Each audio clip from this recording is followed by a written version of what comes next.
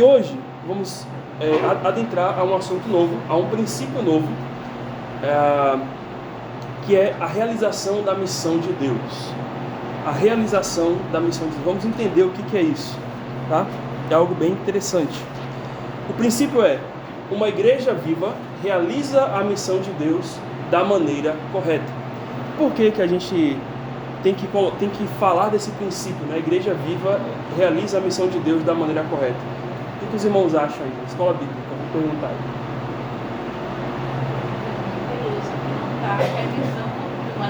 Muito bem, Sônia. Isso aí. O fato é isso, irmãos. É que nem todas as igrejas que a gente olha por aí e vê por aí cumprem com a missão correta, cumprem com o chamado de Deus correto, certo? Isso é fato. Você tem igrejas aí onde o enfoque é totalmente contrário ao que o Evangelho diz. Os fins pelo qual essa igreja foi aberta, ou aquela igreja ou outra, é totalmente contrário ao que a palavra de Deus diz. Então a gente precisa entender que essas igrejas não são igrejas vivas.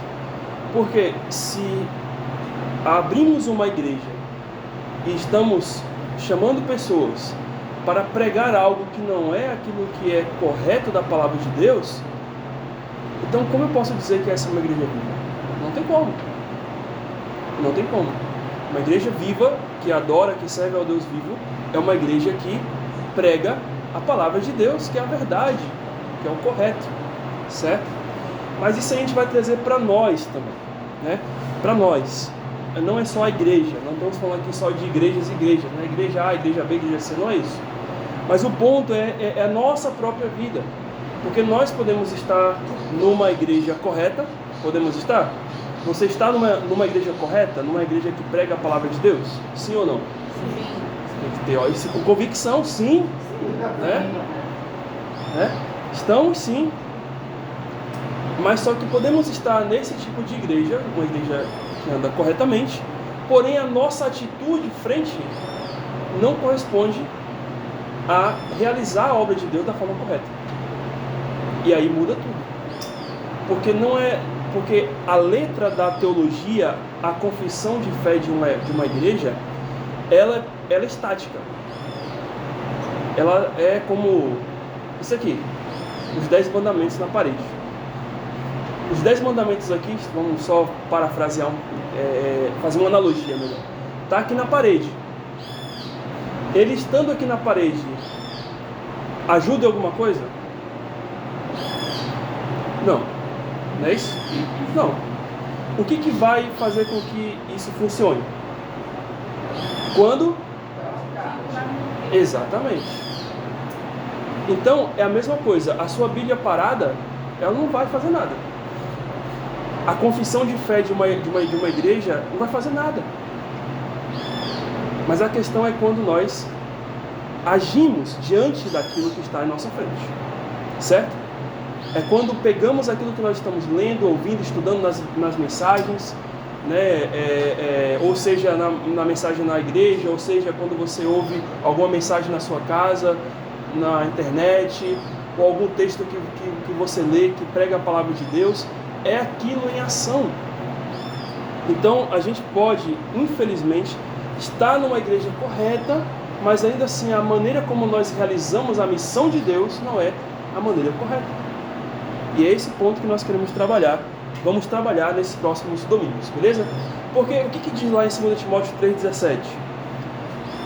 Ali é um texto que fala sobre a questão da Escritura. A gente conhece o 16, né? Toda Escritura é inspirada por Deus e útil para a repreensão, para a correção, para a educação na justiça. E aí fala, né, de um monte de coisa lá. E aí chega no versículo 17 e ele vai dizer o quê? A fim de que o homem de Deus seja perfeito e perfeitamente para toda boa obra. Então note que as duas coisas estão ligadas.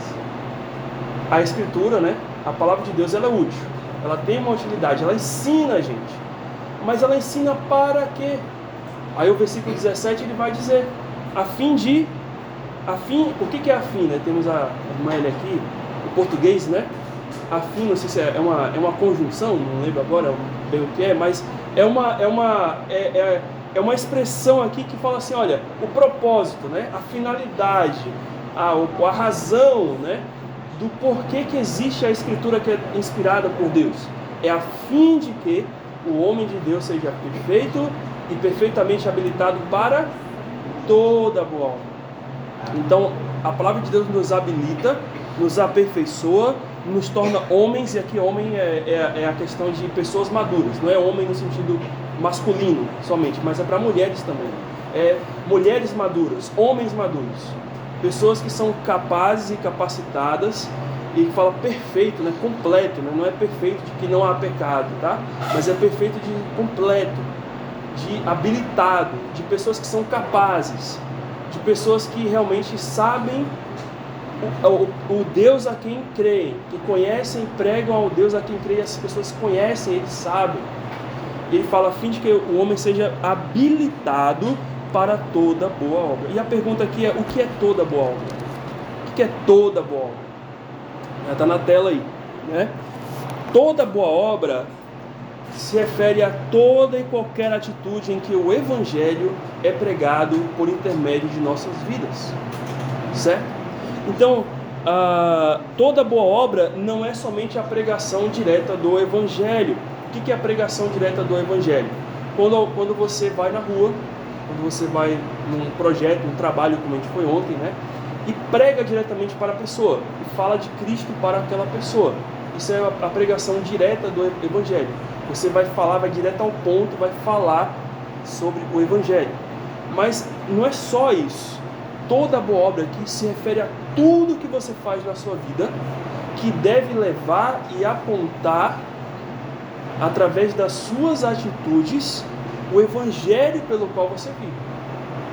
Então é disso que nós estamos falando aqui. Toda boa obra é isso. É tudo. Né? Tudo o que, pastor? Tudo. A sua família, na sua casa, com seus filhos, né? Com as pessoas do seu trabalho, com seus amigos, com seus vizinhos, você diante da sociedade, você é um porta-voz do Evangelho de Deus. Você tem a missão, como embaixador de Cristo, de anunciarem através de tudo na sua vida, de todas as boas obras que você executa. Quando nós falamos de boas obras, nós estamos falando de coisa, né? Algo que é bom, é algo que é correto, né? É algo que é verdadeiro. Então, quando nós falamos de coisas boas, aqui nós estamos falando de coisas também que são corretas e que são verdadeiras. São atitudes corretas, atitudes verdadeiras que vão apontar para esse Cristo. Beleza? Então, logo, todos os crentes são chamados a realizar algo nessa missão de Deus. Por quê? Porque aqui não está dizendo assim, olha, a fim de que o pastor seja perfeito e perfeitamente habilitado para toda boa obra. A fim de que a esposa do pastor seja perfeita e perfeitamente habilitada para toda boa obra. Está escrito isso? A fim de quê? De que todo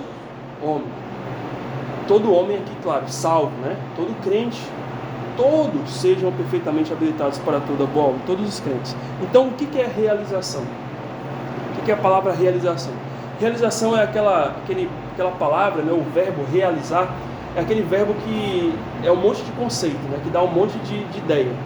Então, realização é o mesmo que fazer, que efetivar, que atuar, que empreender, que praticar, que proceder, que processar, que agir, atuar, operar, obrar, desempenhar, cometer, executar, exercer, implementar, criar, produzir, elaborar, preparar, formar.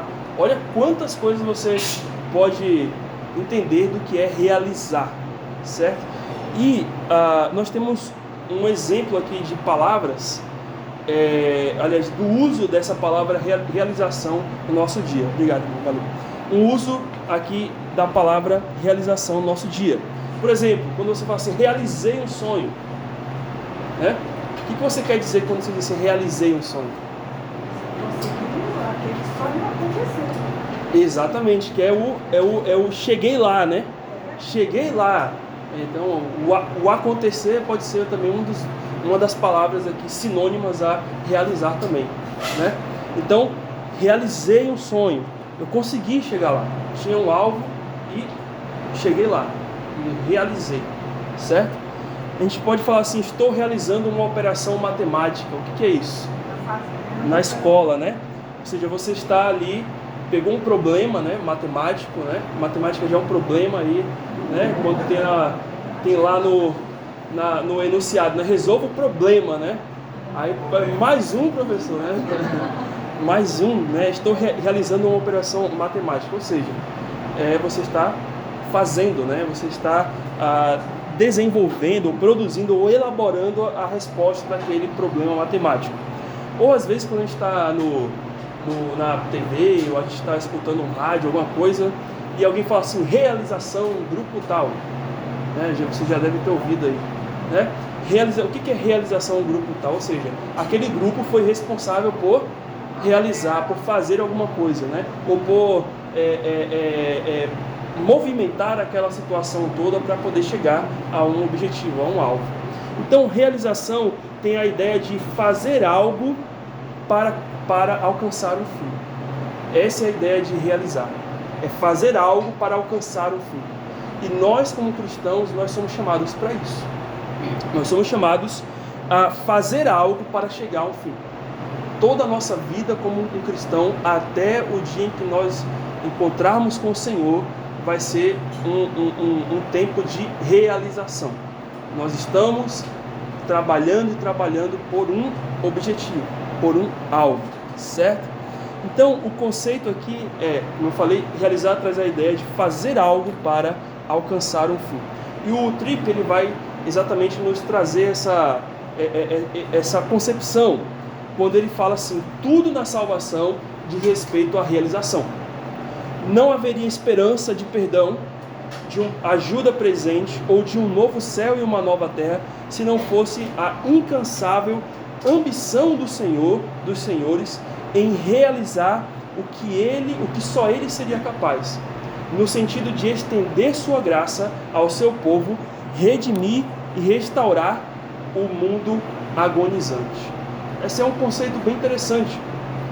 Tudo na salvação, tudo, meus irmãos, tudo, desde a obra de Cristo, desde os séculos dos séculos anteriores, até a vinda de Cristo, a morte dele, é Deus trabalhando, Ele fazendo algo para chegar a um fim.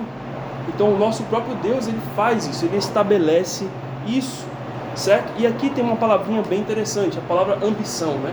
Que eu achei interessante o Tripp usar esta palavra. Geralmente esta palavra a gente tem um olhar muito negativo para ela, né? A gente fala assim, ambição, pastor, o crente não pode ambicionar, né? O crente não pode ter ambição, pastor. Não é bem assim, tá?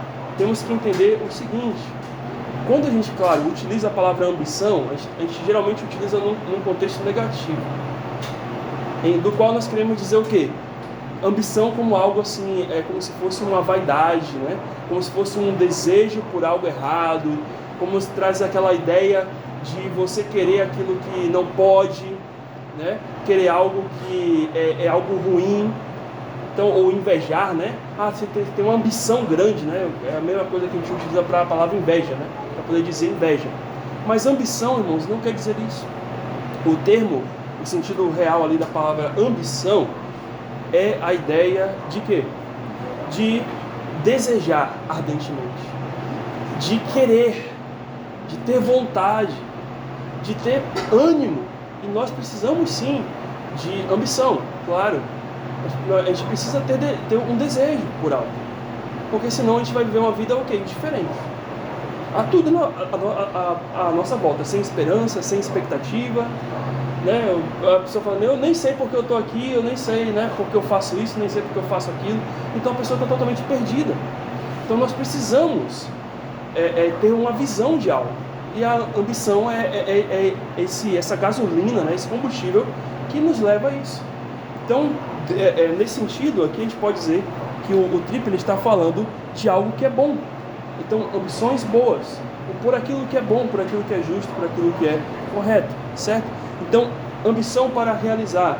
Aí o Tripp ele coloca assim, a graça salvadora de Deus inflama no coração de todos os seus filhos uma radical mudança de ambição, ou na ambição. Note que ele está falando aqui o quê?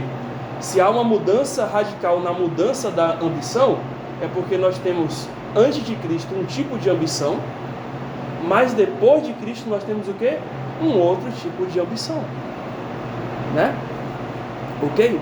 Então, pela graça, os nossos pensamentos, desejos, palavras e ações, ele utiliza aqui quatro palavrinhas bem interessantes aqui, que antes eram motivados e orientados pela nossa ambição de alcançar nossa concepção de felicidade pessoal, são agora moldados pela nossa ambição para que o reino de Deus conquiste tudo o que Deus projetou para ele.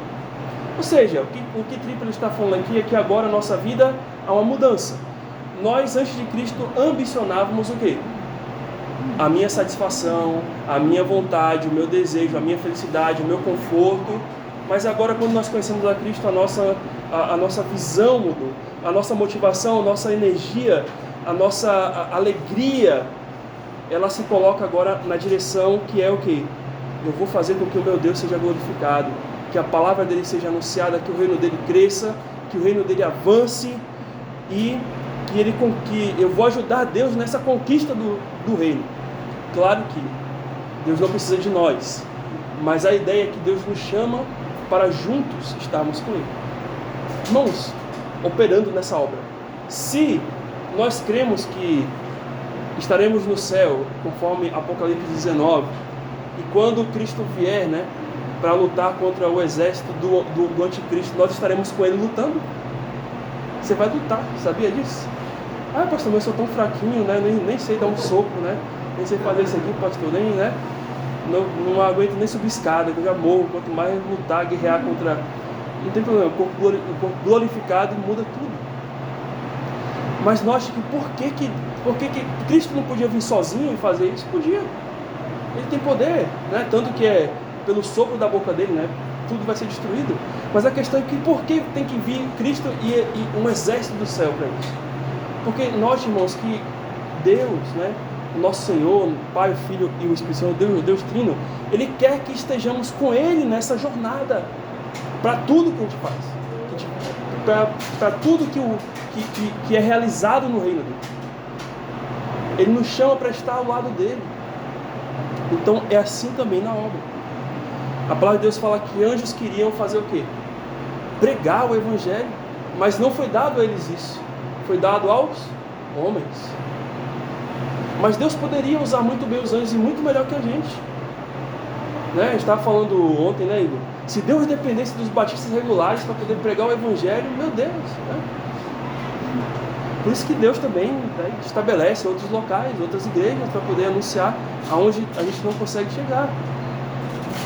Mas a questão é que talvez até todas as igrejas que pregam e anunciam a palavra de Deus verdadeira, comparado ao que os anjos poderiam fazer no anúncio da mensagem, é muito pouco.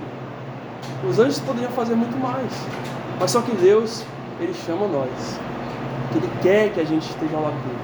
Ele quer nos colocar dentro dessa realização da obra dele. Certo? Então, nesse sentido, irmãos, o que Trípoli está dizendo aqui é que o cristão ele tem que ter uma cosmovisão. Uma cosmovisão que é uma visão de vida sobre as coisas à sua volta. Então todos nós temos uma visão sobre as coisas à nossa volta.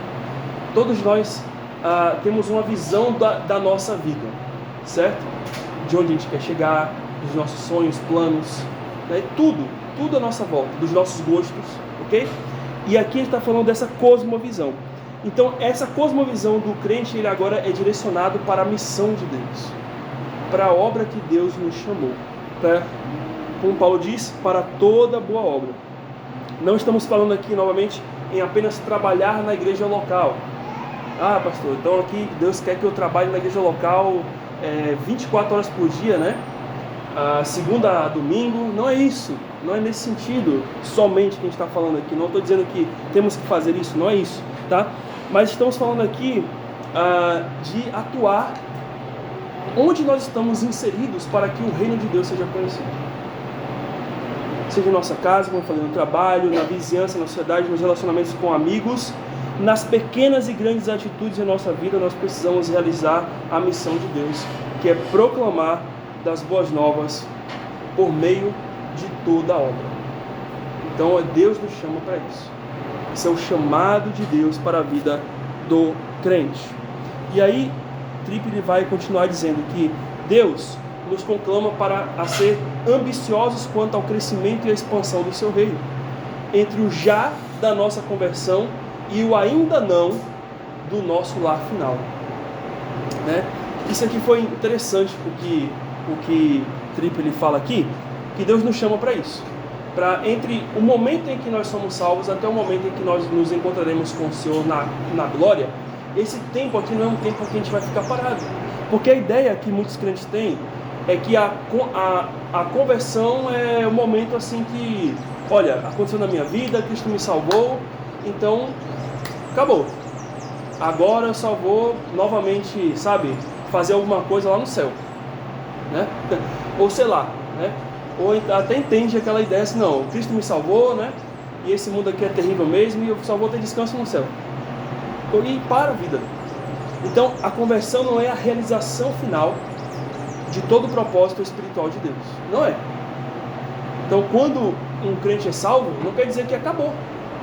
Não, agora sim, né? Consegui salvar uma alma, agora acabou. Aí que começa o trabalho, irmãos. Você já tentou discipular alguém?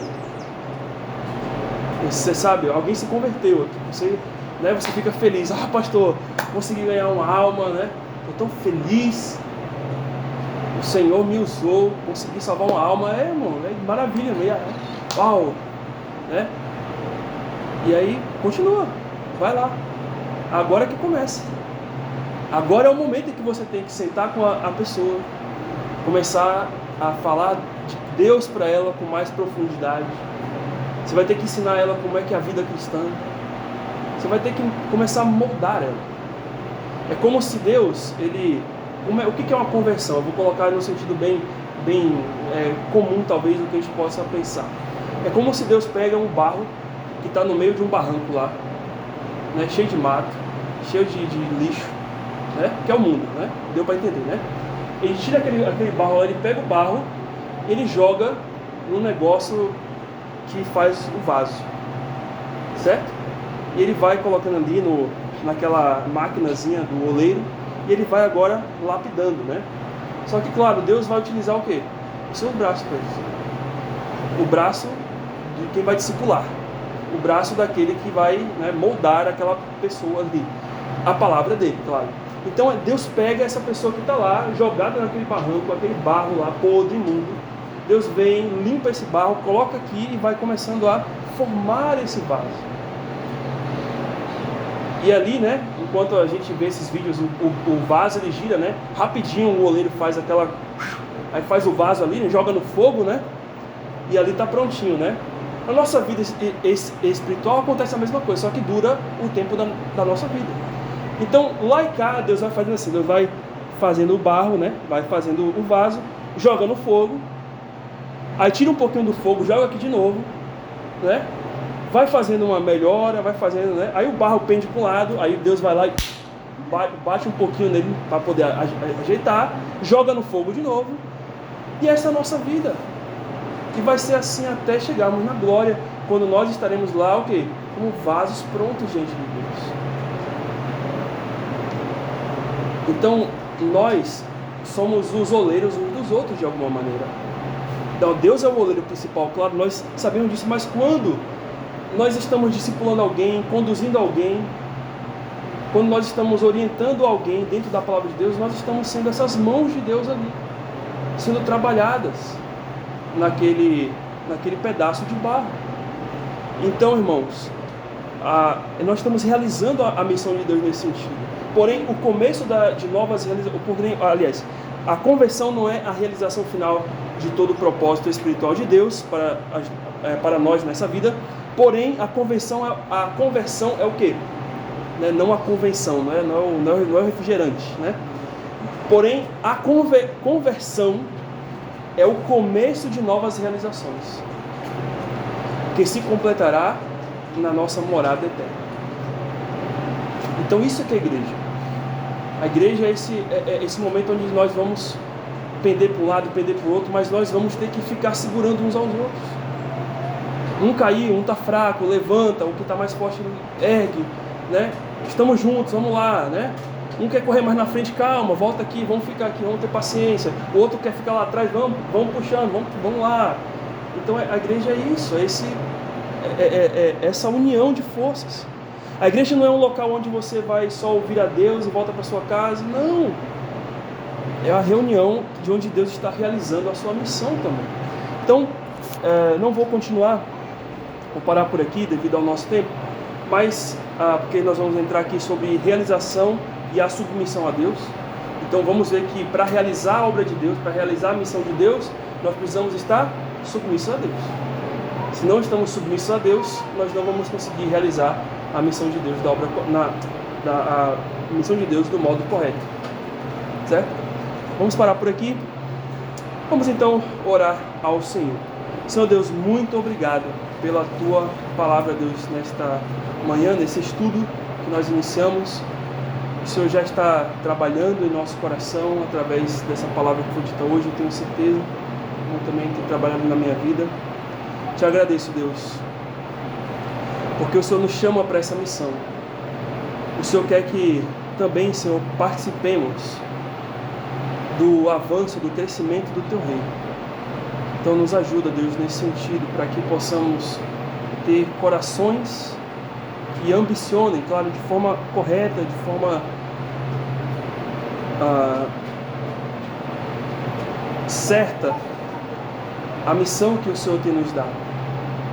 E assim, Senhor, possamos estar perfeitos e perfeitamente habilitados para toda boa obra. No nome de Jesus Cristo. Amém.